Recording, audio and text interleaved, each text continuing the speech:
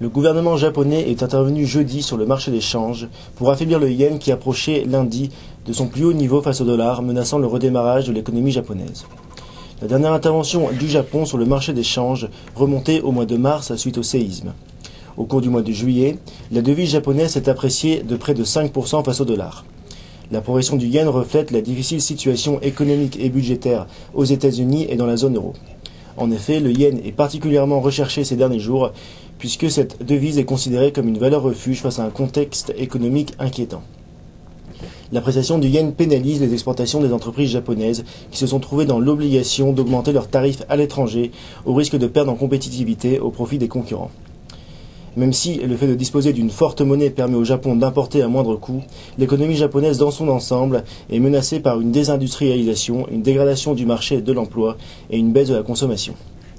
L'intervention des autorités japonaises peut être considérée comme réussie puisque le dollar est à 79,50 yens contre 76,97 yens mercredi soir.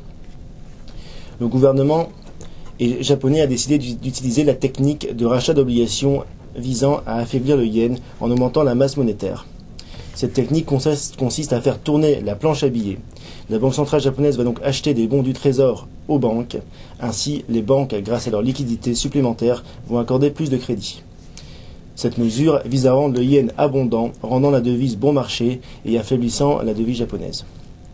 Beaucoup d'économistes pensent que l'impact de cette intervention pourrait se dissiper rapidement puisque le dollar risque de perdre de nouveau du terrain face au yen si les prochaines statistiques américaines sur les inscriptions au chômage attendues aujourd'hui viennent renforcer les inquiétudes concernant la situation économique des États-Unis.